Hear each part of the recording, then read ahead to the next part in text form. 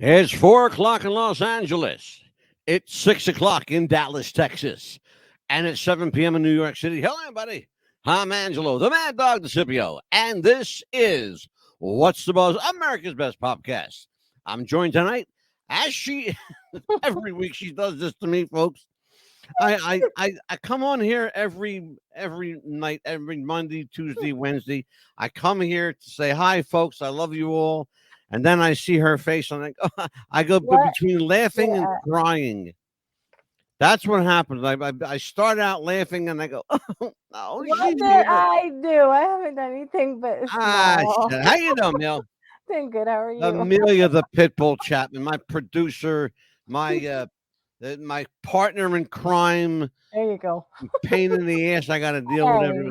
Hey, Listen, what you got coming up tomorrow night on the wrestling show? You do yes, we sure do. We have the Hall of Fame wish list. Is what we have. the Hall of Fame wish list, Wrestling Hall of Fame wish list Yes. tomorrow night. Mm-hmm. We have, we're supposed to have, ladies and gentlemen, we are supposed to have a returning guest tonight, Ronnie Marmo. Here he is. Yes. Here he is. We're just talking about you. Here Hello. he is. How you doing? I'll hope Ronnie didn't forget us tonight. No, How listen, are you, my friend? I'm good. I'm good. I'm in Chicago. I'm doing great. Oh, Oh, great. That's fabulous. Yeah. Our returning guest, a special guest. He's a special guy anyway. We like Ronnie. Ronnie Marmo is an actor. He is a producer, author, writer. He's a director. Listen to this one. A theater owner. And if that weren't enough hats to wear, he does TV and movies and stage. And sometimes he sells hot dogs on the street corner. That's true. That was How you. you doing, Ron? I'm good. I guess I sold you two with Kraut last week. Remember Kraut? Exactly. That's why I smell like shit. Jeez.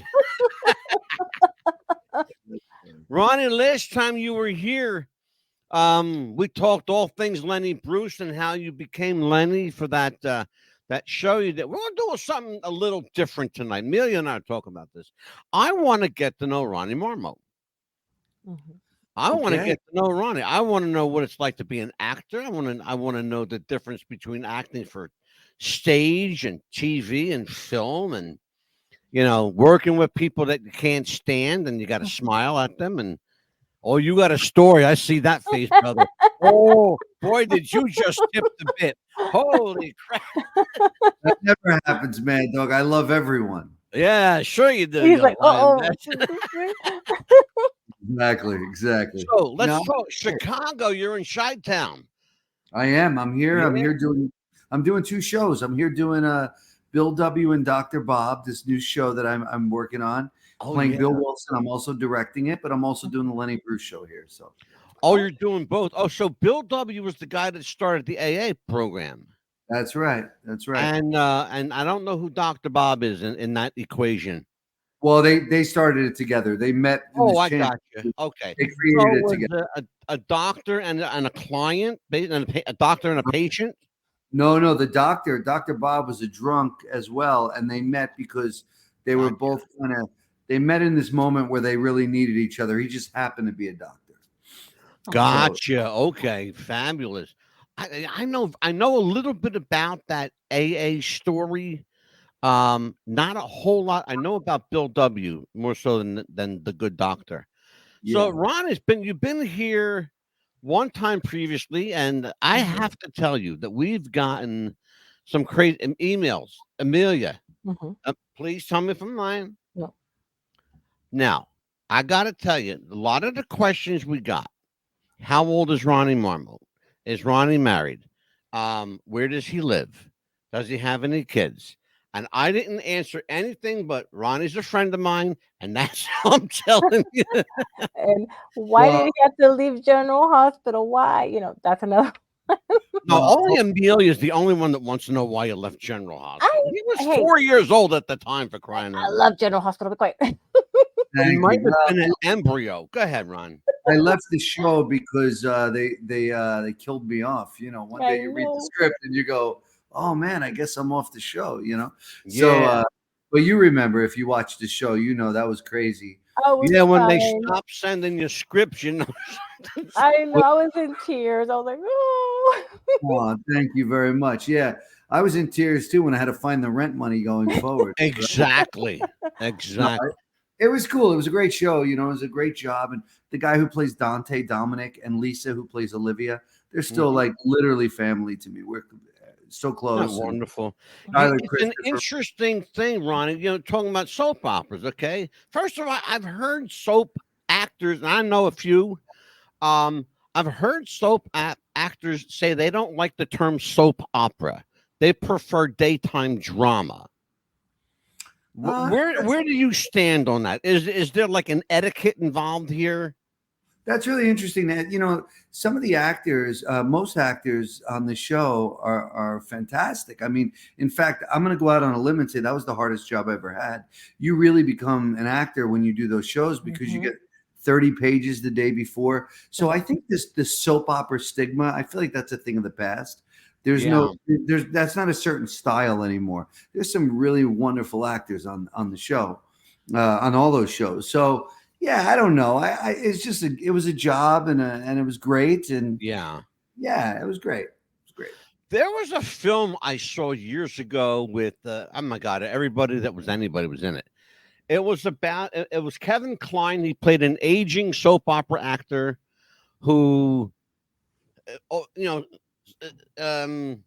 guess the word is subterraneously leaves the dinner theater circuit and is called back into service on a soap opera. And he has he's got a real hard time adjusting to life in front of a camera. He's used to projecting now for an audience and being larger than life in front of like 12 people, right? Because dinner theaters, like you're lucky if anybody's paying attention at dinner theater. True. And I want to find out if you're familiar with the film I'm talking about, and if so, is that something that actors go through?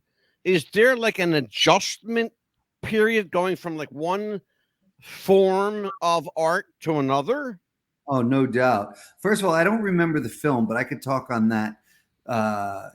Listen, I'm a theater guy first and foremost, so I had to learn how to get smaller for film and for television. Mhm. It's a different performance. It's not something you just, some people just have it, but the truth is I'm a very expressive person and theater is my love. And so I had to Yeah. learn how to make everything smaller and your performance goes from your hands to your eyes, you know what I mean? And I've and so heard somebody say that before, Ronnie. You making it smaller. I've yeah. got a friend of mine named Jim Fife that's a film actor, does film and television. Um, Most notable, his film was called The Frighteners with Michael J. Fox. Mm. And Jim was the other person, other than yourself, I heard say, making myself smaller. Can Yeah. you, in lay terms, for somebody like myself, because I'm not familiar with the terminology, th- tell us what that means in terms of your art Well, to make yourself smaller. there's a couple of things. One, it could be technical, meaning if I'm doing a play and I need to look down at something, I look down. If I'm doing a movie, I need to look down.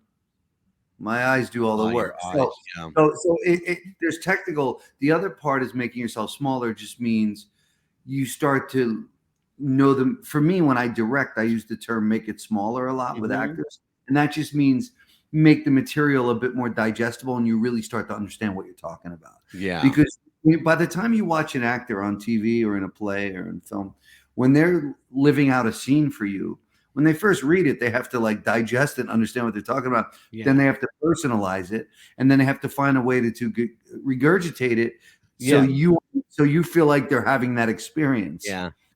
And so It's a crazy thing, isn't it? yeah, Even to hear you describe that is seems like a process in itself. yeah, certainly, and that's why there's a thing called good casting. Every actor, in my opinion, shouldn't play every role. I think you go through a casting process and you find people who fit the roles. Certainly, I think there's some actors who can stretch. Yes. Let's face it. Like with this face, not anybody. Normally they're trying to give me. I play a lot of cops and gangsters, right? Mm-hmm. I mean, that's just kind of the You way it got a is. beautiful face, Ron. Hey, listen, I appreciate that. I'm happily married, so take it easy, all right? Oh, I was asking for Amelia. Hey, be quiet. No, you were not. You guys. But yeah, no, it's really, it's definitely an art and something to learn how to do, to perform in the different mediums, So So there is a film that I saw many years ago. It is still today one of my favorite. It's my go-to movie. Dustin Hoffman is Tootsie. Okay. great film. If any actor, wannabe actor, thinking about being an actor, wants to know what the life in the business is like, watch Tootsie. Ronnie, that, in my opinion, I want you to give me your honest on this one. In my opinion, that's the go-to film for any serious wannabe actor. Well, I haven't seen the movie in 20 years, so I can't speak about it in a way where I know specifics, but I know that Hoffman is one of our great actors, and he actually played Lenny as well. So Yes, he did. It's funny you say, yeah, Hoffman's one sure of our did. great. Yeah, he's incredible and has always been incredible, and so yeah, no, it certainly tells you a little bit about the business, and it's a silly business. The tie-in there, Ron, is to the daytime drama, soap operas. Right. He's a serious stage actor, or he thinks he's serious. He takes himself much more seriously than the casting directors and playwrights and directors hiring him, because he's labeled difficult to work with. Okay, Sidney Pollack, who plays his agent, says to him, no one will work with you. You played a tomato and you went 3 days over budget, right? And he says, yes, but it was a beautiful, juicy beefsteak tomato. The point I'm making is a stage actor, now he's looking for work. He's got to find something to do. Happens to be at the right place at the right time. They're looking for an older female for this daytime drama. Right. He goes home, throws the makeup on. He comes back. He's Tootsie now, right? Right. But now everything he knows, he's got to, like you say, make it smaller. All right. So the gist of the film is, for me, it's quite cognizant of real life in acting with actors. And I know a lot of actors, a lot of good friends of mine who act. Most of them stage actors. But I got a couple of friends that do television and a handful that do film. You're one of the few people that I know that does an equal amount of stage to film. Because largely you're, I don't want to put words in your mouth, but I think you're largely a film actor. And as far as I'm concerned, you're a film and stage actor rather than a stage and TV actor. It's interesting. I guess it depends on where I am in my life, but I think I actually, if you had to like make me say one of them, I don't know, man. I guess equally, I would say theater was my first love and still is. It's the thing I always go back to. I kind of can't let go of, but. If you want to make a living in showbiz, it's hard to do it in theater. It's a tough racket. So, you got to work, Yeah. So, but film, I love, and I love it for many different reasons. But what I love about theater the most, I think that trumps everything, is that there's an immediate response. You shoot a movie, you don't know how an audience feels about it for a year, but when you do a play, the audience is in the room with you right here, right now. And you get an immediate response to what you're doing. And so exactly, I love that energy. That's great. I would love for you to come back east so I can actually see you perform. Amelia. Yes. Where are you back east? Where are you guys? I'm in, Amelia, she's in Florida. I'm in New Jersey. Mm-hmm. I'm not far from Atlantic City. Okay. Cause I think I'm going to be playing New Jersey. I'm accepting an offer to do Lenny in what's the name of town? Where am I doing New Jersey? Homedale, New Jersey. Like kind of south. Yeah, and I'm playing it's August 2nd and 3rd, I think. It's the August 3rd is the anniversary of Lenny's death, and I think I'm gonna be in New Jersey. So You're killing me, Ronnie. You're killing me. I'm going to be in Wildwood, New Jersey on vacation. That's about an hour and a half from Homedale. I know where Homedale is. It's about an hour and a half from the shore. Listen, people have driven further than an hour and a half to see my work, pal. There you go. You see, that's that excuse now. Come on. Yes, but Mrs. DeCipio doesn't travel well. I understand. Amelia, questions for Ron Marmo. As far as you were saying that you like theater, but I think I could still see you doing like maybe a Lifetime movie. I know you said a cop or a detective, but I think it could be like a dad, maybe a role, like, like maybe like a missing child or some kind of like something like that, like a really devoted kind of movie. What do you think? Yeah, I think it'd be great. I mean, listen, I love telling stories, and I'm certainly a dad, so I know how to play a dad. And I love it. So yeah, I could totally see that happening. And maybe you should be my agent. I could get a little more work. See? Yeah, we need to hire him immediately for Lifetime movies. That's right.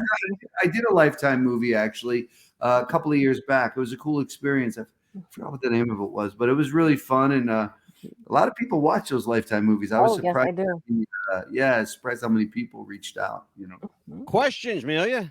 Yes, also, and as far as like reprising a role, like recently I just watched the new movie Roadhouse, but I also heard that they want to redo Ghost with Channing Tatum. What do you think about reprising a movie with somebody with a new actor? I usually feel like once a movie's done, they should leave it there, but here's the problem. As a writer, I really believe there's only like 7 stories in the world. So it's like they just, they change the ethnic background, they change the situation. If you looked at the formula of these movies, you probably, if you were looking at it with a certain eye, you could go, oh, I see. I've seen that movie over and over and over. Different background of people, a different location where it's set, but the same story, same premise. So, I understand why they remake movies, but usually when they do it again, it's usually not as successful. I'm with you on that, Ron. I'm not a big fan of remakes or reboots. Like after Rocky 17, leave it alone, okay? Will you? Right. That's enough. I know. I do like what's the show that they just had that's coming back? Oh, I'm blank, but they were showing everybody all these years later. I am interested. Oh, well, basically Karate Kid. Yes. Oh, yeah. That's a good one. I did like Cobra Kai because it's like sometimes when you fall in love with actors and characters, you go, what happened to those people? You want to know. And so I thought Cobra Kai was awesome. Let's talk about this here. Chronicles of a Serial Killer. I actually saw it yesterday. Oh. And I want to talk to you about this. How do you get into, I don't know if you get into somebody's, how do you let a character get into your head? Which would be the better question to ask an actor. How do you allow your mind to accept it? Chronicles of a Serial Killer. I was in that, right? Yeah, you were. I remember. How do I accept it? Where does your head have to go? I guess it really depends on the character. I mean, if it's something that's really close to home or something a little lighter, then it's easier. But if it's like a darker situation, then I might have to dig a little deep. It's a fine line between being so engulfed, immersed with what you're playing, where you kind of lose yourself. It's a balance, and so it's hard to say. But with like Lenny Bruce, for instance, that's a really big performance. I mean, it's a 90-minute monologue, and I take you back to the 60s, and this guy was, a brilliant mind. He was a great comic. He was a satirist. He was a junkie. He was all these things. And so when you do that, you have to show up and just kind of turn your heart over to that. And, it kind of depends on the role. It would have to be more specific. But to play one thing I know is like when you play crazy, you can't act crazy because crazy people don't think they're crazy. Oh man, Mhm. did you just open the floodgates? Oh shit. Okay. You know what I Let's mean? let's go there. Yeah. You can't play Let's go crazy. there. That's you mentioned two things that are like I could ask you for the next 2 hours questions. Okay.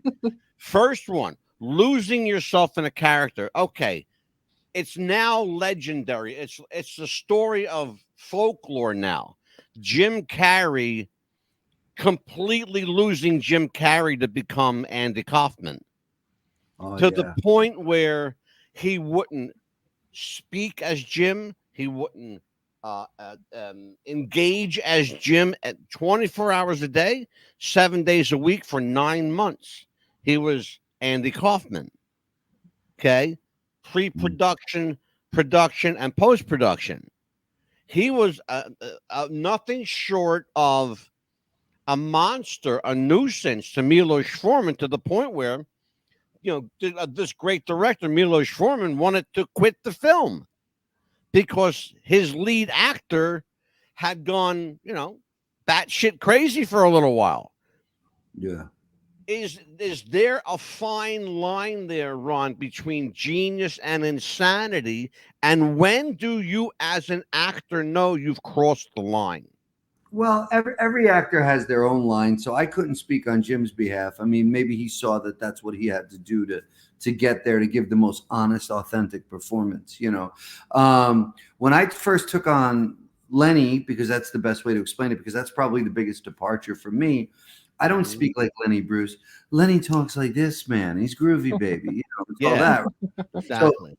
so I took that on for a few months myself and kind of spoke that way and kind of lived in his shoes and walked and talked like him. Hmm. So by the time I performed it, it wasn't acting. It was just a continuation of living. I Okay. always listen, I already have trouble with the word acting. I think we should not be watching acting. Nobody wants to see acting. We want to see living. We want to see being, right? Mhm. So I already think, Okay. yeah, That I already that think the words are, brilliant. yeah. So, do you know the name? I teach a weekly acting class on Zoom. And do you know the name of my class? No. Okay. Am I allowed to curse on TV here Yes, on this? Mhm. Of you course, you yes, you've got free reign on this yes. program. So the name of my class is Stop Fucking Acting. Hmm. Because That's a nobody good wants name. to watch acting. And so when you tell me Jim Carrey took those kinds of choices to go that far, I go, well, maybe he saw it as fit. And he gave an incredible performance, didn't he? Now, again, I'm like, I don't have to do anything. You're opening the door for me. Mhm. Chorus Line, one of the great stage productions of all time, about a chorus line of actors and dancers trying to get a shot on Broadway. In the film version, Michael Douglas, pronouncedly says, "Stop acting." They don't know. They didn't know how to stop act. They didn't know how to not act. How Right. do you? I'm asking an actor, how do you not act? So how do you not act when you're in that position where your whole livelihood depends upon you being able to act? Mhm. Well, yeah, it's an interesting conversation. I mean, the way I like work with actors as a director or as a teacher is Mhm. that I really emphasize that you have to find where this character, this story, this situation lives within you, because then you could find a truthful way to kind of, you know, kind of Yeah. bring. So I feel like if you don't find like for instance, when I first started doing Lenny about 6 years ago, my show, Right. there are things we disagreed about, but my heart doesn't know that I'm acting. So 6 years later, 440 performances later, I couldn't tell you what those things are anymore. Because while I was on stage fighting for Lenny, I fell in love with his mission. I don't know anymore what we disagree with. In fact, I Yeah. don't think we do anymore. So you have to find that within you in order to be honest and authentic. Yeah. Uh, because once you spot acting, it's not a good thing. Is there, Ron, is there a pronounced difference between working for the big screen as opposed to the smaller screen? And in addition to the clear, dynamics of, one is larger than life and one you could literally hold in your hand at times. Um, Yeah. are the aside from the obvious mechanism, is there a difference in how you bring your character to light? Yeah, for sure. So, for instance, when I'm doing film, Hmm. I make sure that I am very aware of what lenses they're using, what camera they're shooting. Not every actor does that, but I do this. So then I can say to the DP, "Hey, what lens are you on?" So then I know how wide the shot is, and then I know how small I have to be. And so I Gotcha. like that. And what that does is that impresses the DP, the director of photography, and sometimes annoys the director. But the thing is like if you're that educated, then you could give the best performance you can. And so for film, sometimes you shoot really wide, and it's almost like Mhm. play. It's like you have all the freedom in the world to move around, and but if you know the dealing with, then I think that makes you a more capable actor because then you understand how Yeah. small you got to create things. And in TV, you generally are playing from the neck up. That's kind Yeah. of the rule. If you go watch a TV show that you love, they start Yeah. in a medium shot around your waist and then they Mhm. end up close up. Yeah. So so on General Hospital, we used to say because it was 5 cameras at one time. 5 camera shoot at one time. It was the closest thing you get to theater because you could just live it out as you want, and the camera's going to find you. It wasn't, Exactly. it wasn't like one Exactly. in a film. They have one camera usually, and it's in your face. But Yeah. in General Hospital or television or sitcoms, Mhm. the cameras are back, and there's 4 or 5, and you just live it out, and they'll find you.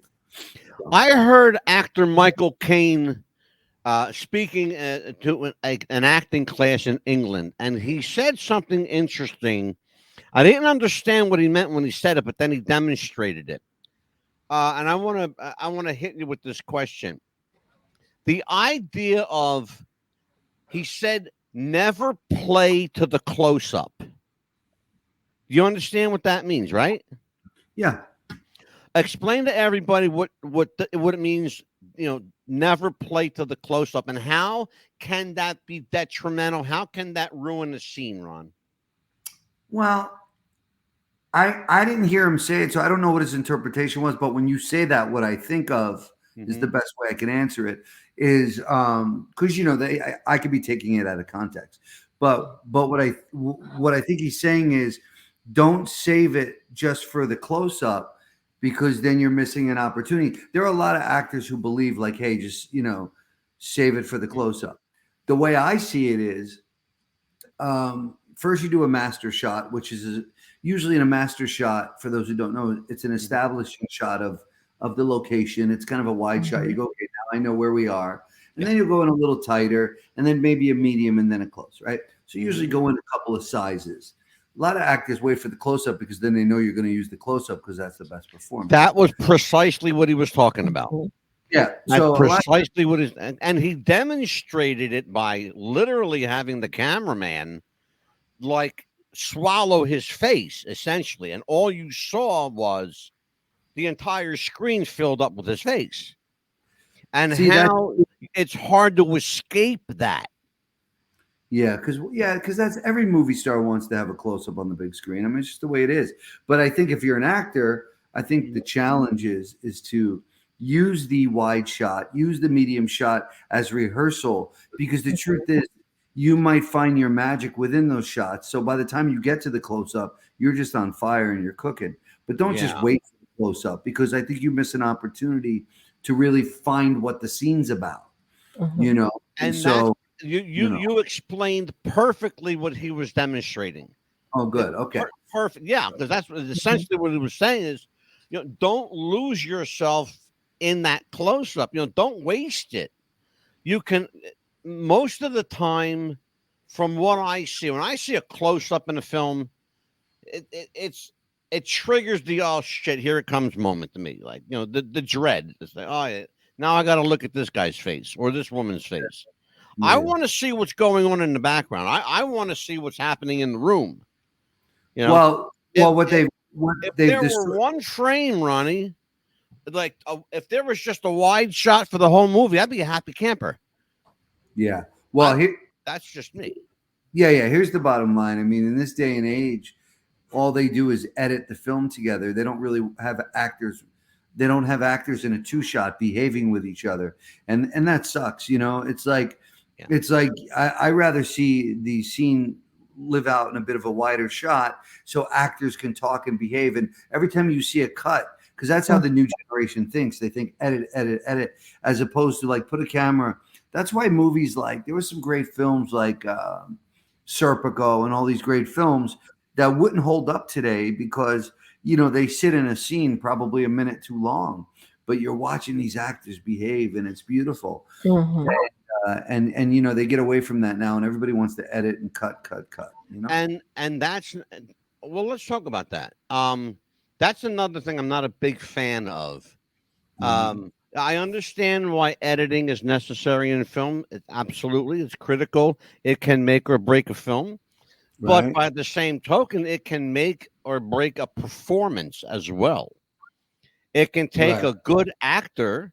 It can take a Ronnie Marmo and make you look like shit, or it can make you look brilliant, depending on what kind of mood that editor's in. An editor is a big part of the process, unfortunately. I mean, it could be great too. I mean, there's some great editors. I've seen editors take a movie that is not great and make it really wonderful. So that's possible, but they also have the power if they get excited about, because here's the disconnect, right? When you're making a movie, let's say I have an idea. Let's start with an idea. Right. I have an idea, okay? So I have this idea to make a movie. Then I go, okay, here's the idea. Now I'm going to write it. So then I write it. So then it's different than the idea. And then after I write it, I go, okay, now I need a director to help me bring it to life. Now he has a different idea. And so he's going to take his idea.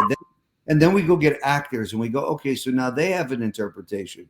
Okay, then we have actors. Then we get on set and the DP, the director of photography, he has an interpretation of how the movie should look. And so then we have that. So these are all the same idea that keeps evolving. And then we shoot it, right? And then you take it home and you give it to an editor. And then they have an idea. It could be completely different than what my performance was leading towards. They may miss it. Then you put music to it. The music supervisor has an idea. And then the color correction, they have an idea. And then by the time you get to the finished product, it's gone on this journey. And all you can do is hope that everybody was on as close to the same page as possible. And I've seen a lot of great movies get ruined, and I've seen a lot of okay movies turn out really good because it somehow worked out. So it's a bit of a crapshoot, and that's why a lot of people want to hold control of their film, because at least they go, well, if it sucks, it's my fault. And because I saw it all the way through, rather than it sucks because nobody else understood what I was trying to do. Exactly. Ron, Amelia and I were talking before the show. She said, I'm going to ask him. So now this is your chance, Amelia. What? Said, I'm going to ask him if there's anybody he worked with that he really just couldn't stand. Go ahead. That anyone that he couldn't stand? Here he is. Yeah. I have a feeling that wasn't Amelia that wanted to know that. No. Tell the truth. I have a feeling. Yeah, you're crossing your toes and your legs down there. Not me, baby.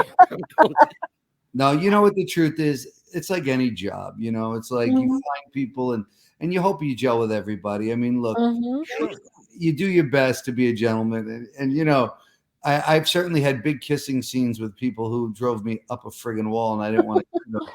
But like, you figure out a way, you find something in them that you go, okay,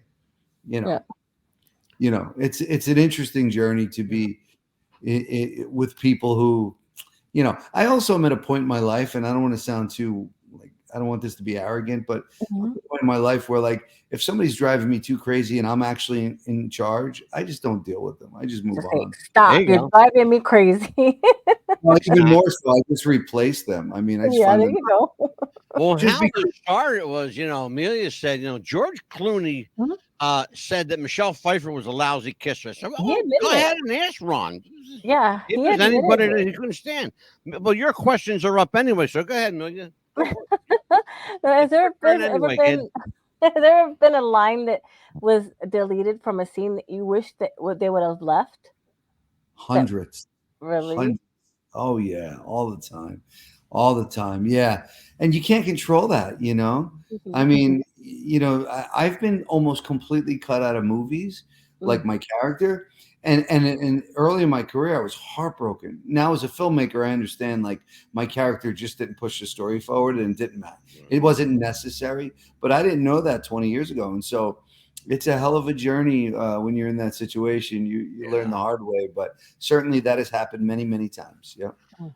Amelia and I just had a friend that scored a part in a new major feature called Cabrini.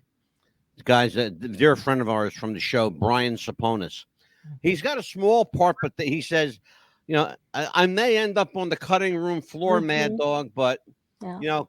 fingers crossed, and and God willing, maybe I'll make it in. Well, they kept his entire character Oh, in great. the film, and he's in the film Cabrini.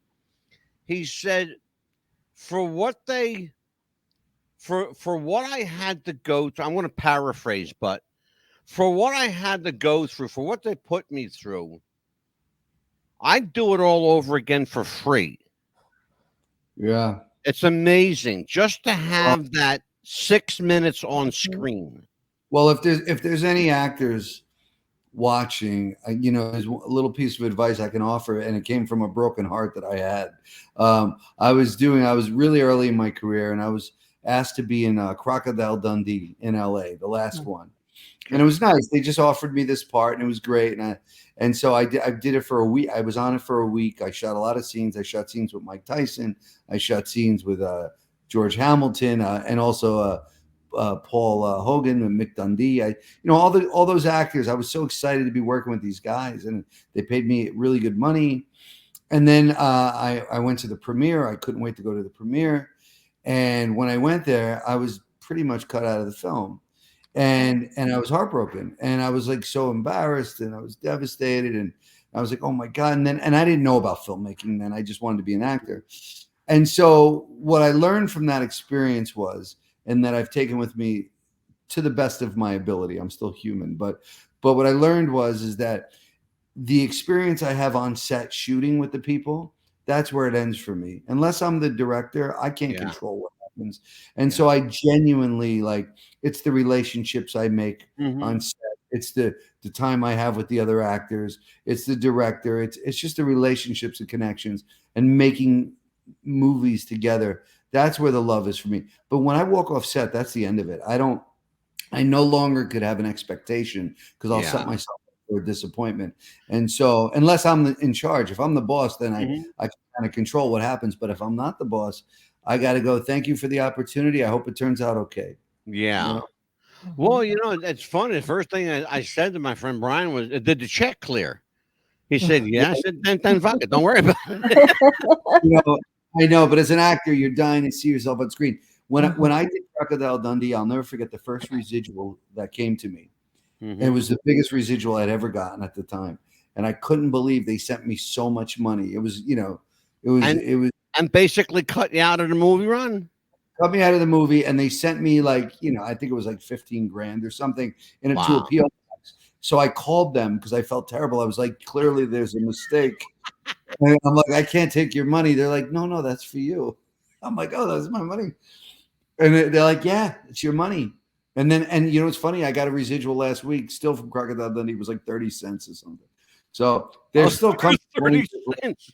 Yeah, Did they but did they yeah, send you money, Ron, as long as it keeps showing somewhere? yeah, but I've gotten residuals for a penny at this point. I'm like, don't waste the stamps. Yeah, it's not worth, it costs you more to print the check. No, there's no doubt. But I'm grateful.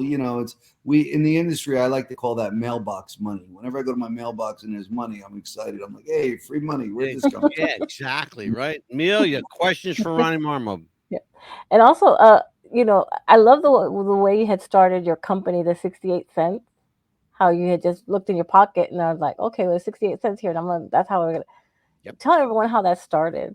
Well, yeah, I was in a couple of acting classes in LA, and they weren't going well. Not that I don't think acting class is important. I clearly think it's important, but that doesn't mean every class is supposed to be your class. Mm. I even tell that to my students. I'm like, look, I might not be your teacher. Make sure I speak your language. Let's make sure.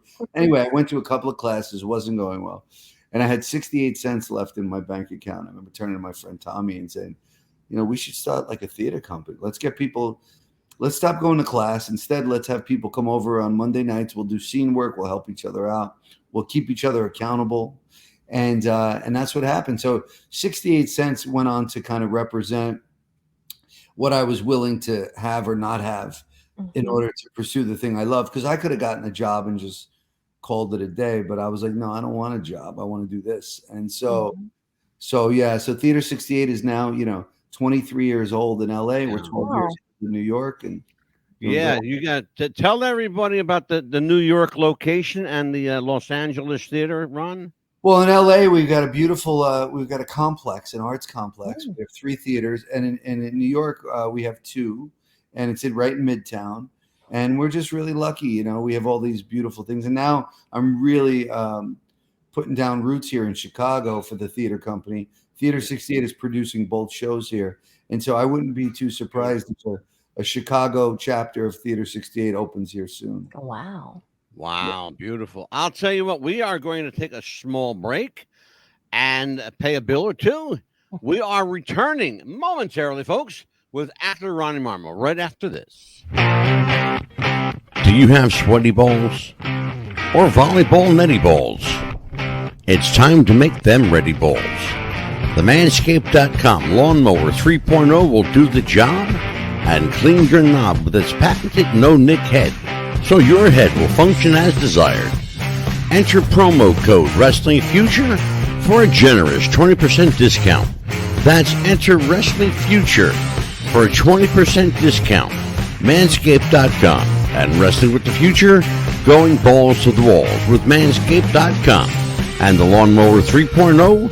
Your balls will thank you, and so will we.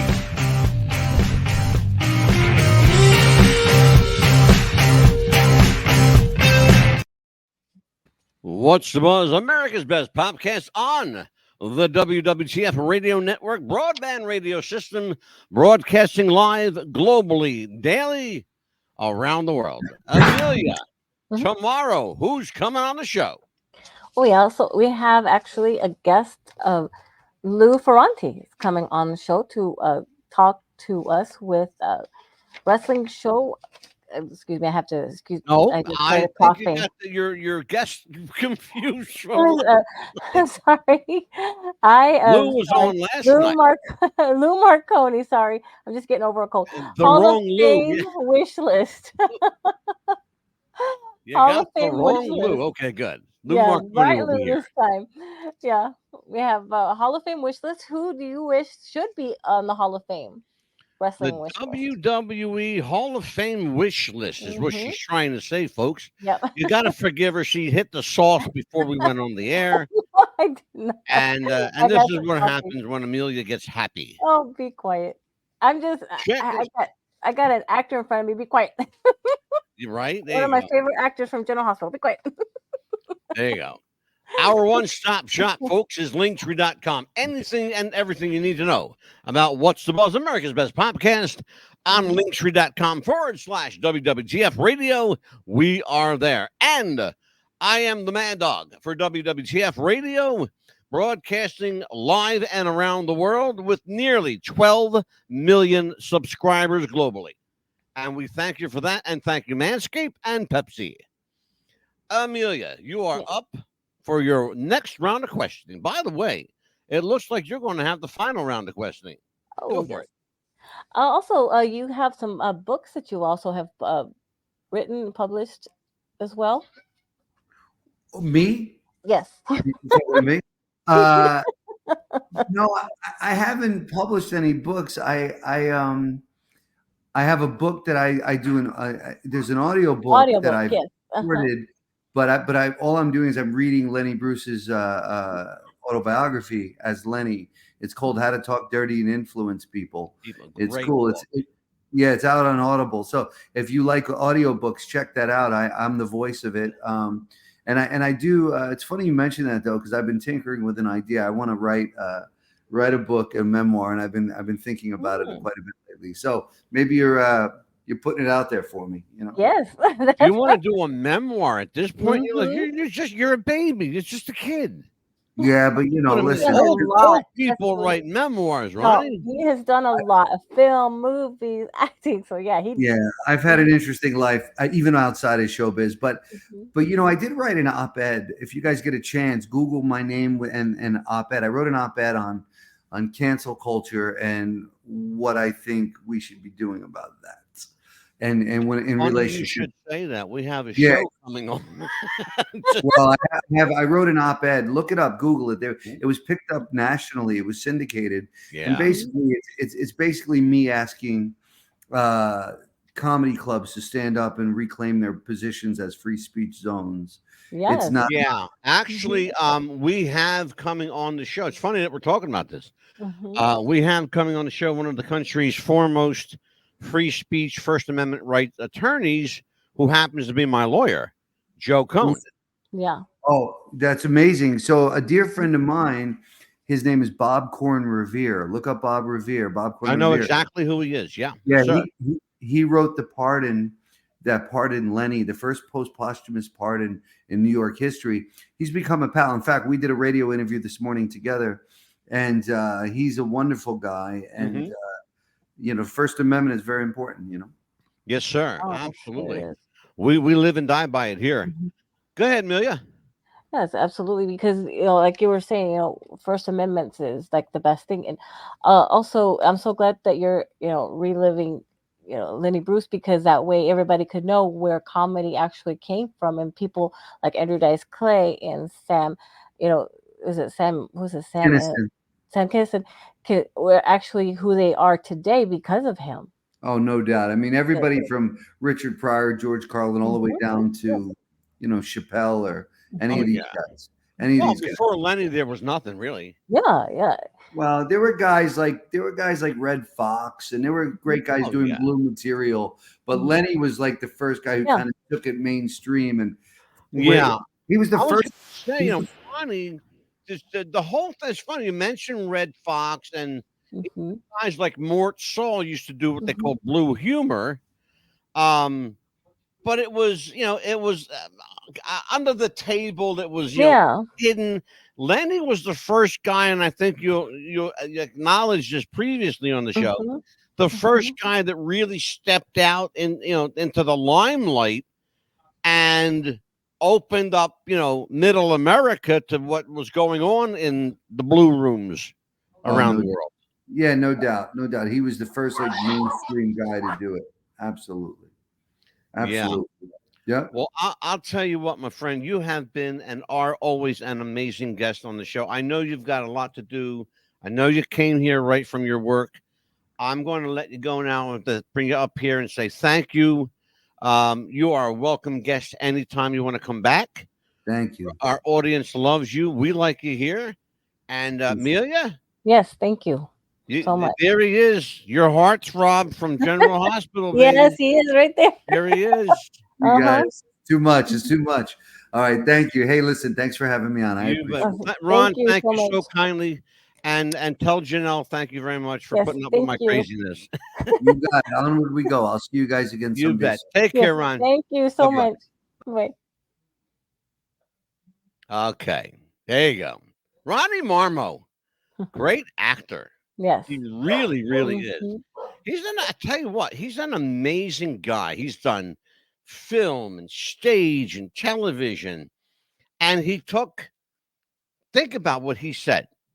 He took 68 cents that was in his pocket, in his bank account, 68 cents in his bank account, and rolled the dice on it. Yes. And look at him now. Yeah. Now he's got 2 theaters, one on each coast. And about to probably open another one And in Chicago. 3 in LA and 2 in New York. Okay. That's remarkable. That's remarkable. Tomorrow night, independent pro wrestler Lou Marconi will join us on the show and give his 2 cents in our program called the WWE Hall of Fame Wish List. Yes. Who should be in the Hall? Mm-hmm. Who do you want to put in the Hall? Who's the next guy to go in? Yeah, Like, I mean, you say, well, they got plenty of people in the Hall of Fame. Well, guess what? mm-hmm. There's a lot of people in that Hall of Fame that don't deserve to be there, but Exactly. we're the ones picking. Okay, we're the ones Mm-hmm. picking. So I say, if we're gonna pick them, let's pick them right. Yeah. So we're gonna pick them tomorrow night. Yeah. Our wish list. Who do you think should be in? You want to say right now instead of waiting? I mean, no, just give me like a one or two off of your list. I'm gonna say Rick Martel is gonna be one of them for me. Guess what? You know what's funny? He's on my list. Really? He is. Mm-hmm. Rick the Model Martel. Yeah. I'll tell you who else should be in. Yeah. You're gonna laugh when you find out. Ready What? for this one? Mm-hmm. Let me ask you a question. What? Do you think The Rock is in the Hall of Fame? I don't think he is. He's not. No. I'll tell you who else is not in the Hall of Fame. Who? Miss Elizabeth. Yeah, exactly. And I think it's Hacksaw Jim Duggan is not on the. It's not. Well, on the Hacksaw Jim Duggan can stay off the list as far as I'm concerned. Really? That prick. I had personal dealings with Jim Duggan, and he's a mean-spirited guy. Okay, he's a mean-spirited guy, and that's all I'm going to say. But I mean, I have a list right here, 2.5 pages long. That I made a list, 2.5 pages long, of people that I think should be in the Hall of Fame that are not in there. Here's what we got to do. You know what we should do? If you take all the celebrities off out completely of the Hall of Fame, if you take the politicians out of the Hall of Fame, take the comedians out of the Hall of Fame, you know what you're going to have left? About 4 people. That's it. Okay. And I think, isn't The Rock's mother nominated for the list? She is The Rock's grandmother. Not his mother, his grandmother. She wasn't even a wrestler. No, but I got to defend that one. I'll tell you why. Because Mrs. Maivia ran wrestling in Hawaii after Peter Maivia passed away, and she made it a multi-million-dollar business in Hawaii. That woman had some cojones, you know? Then you know what? Do you know what the argument is going to be for the ladies of Glow Wrestling?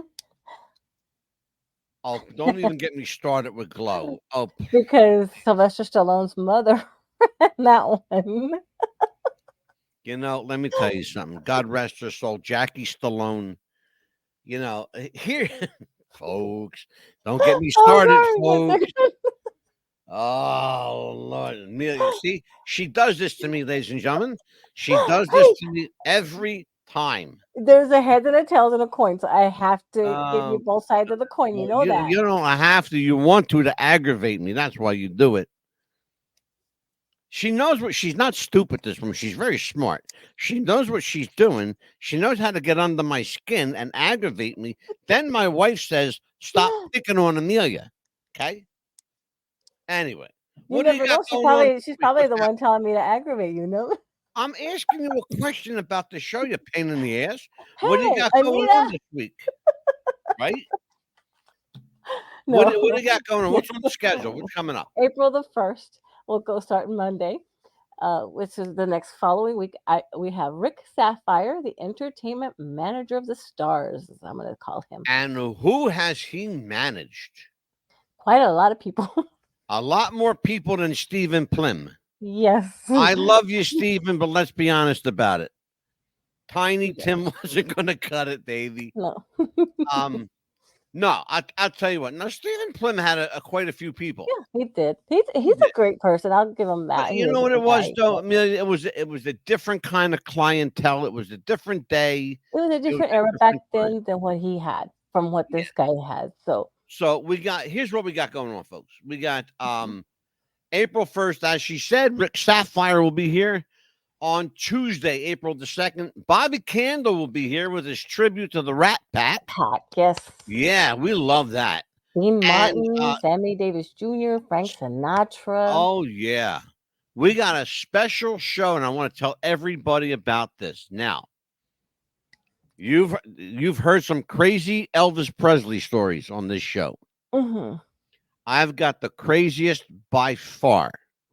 Check this out. I have a guest coming on the show. His name is Kenny Presley. Okay, that's his name. Can't make it up. His name is Kenny Presley. But look him up. You think I'm kidding? Go It's Google him. legally, Kenny Presley. Kenny Presley. Okay, he says. Here comes drum roll. He says his Mhm. father is Elvis Presley. That's what he says. And wait a minute, gets better. He says he can prove it. He says he's got DNA to prove it. Well, so does another guy. His name's Elvis Presley Jr. Here's the scary part. The court agreed with him. Hmm. That's the scary part. Are you kidding me? Now, going to be a very interesting conversation because everybody knows I'm a big Elvis fan. Yes. Everybody on this show knows Amelia's husband, Jeff, worked at Graceland. She worked for Elvis Presley Enterprises. Yes. So now, I think we know Elvis a little better than a lot of people do around here. Okay? And so Kenny Presley, he has cojones, though. He's coming on. He's coming on. He knows he's walking into the lion's den. Okay? It's going to be an interesting show. What else we got? Here's what else we got. Yes, on the 8th of April, we have Jeffrey Epstein. Didn't kill himself. Part 1. Tell everybody about that. What are we doing? Jeffrey Epstein didn't kill himself. We have, well, people wanted to hear that again, so we're going to be bringing that again to talk about. Well, every time you turn around, Amelia, there's something else coming out about Jeffrey Epstein. Yeah, well, more and more stuff. That was part 1. Yeah. That's part 1 on April the 8th. Yes. On April the 9th, we've got Rita Gigante. Now, who's Rita Gigante? Rita is the daughter of Vincent the Chin Gigante, the mob boss who ruled New York back in the 50s and 60s. Mm-hmm. He was a made guy in Cosa Nostra. And, you just have to hear her story to believe it. It's just one of them you have to be here stories. And joining us on April the 10th, Gino DiPiero from HamiltonRadio.net here in New Jersey will be joining us, and we're going to talk shop. We're going to talk radio, the past of radio, the future of radio, and well, what the hell? We may end up even working together at some point. You never know. You never know. And that's all I'll give you for now, folks, because because I got Amelia here, and if I get started, she'll never shut up, and we'll never get home tonight. Be quiet. Anyway. And then we got some exciting cases that we're going to be doing at the end of the month, is all I'm going to say. Really? You got something going on? Yes, we got some exciting cases we're going to be talking about. Really? Mm-hmm. Do I know about them? Yes, you do. They involve Okay. some cases in Georgia, is all I'm going to tell people. I love when she does this, like I'm supposed to know what's going on. I have no idea what she's talking about because she does this to me all the time. Okay, 4. Amelia the Pitbull Chapman. I am a very confused Mad Dog DeCipio. We will see you tomorrow night on Wrestling with the Future. Good night, everybody. Take care. We'll see you tomorrow night. Everyone. God willing, and the creek don't rise. Bye-bye.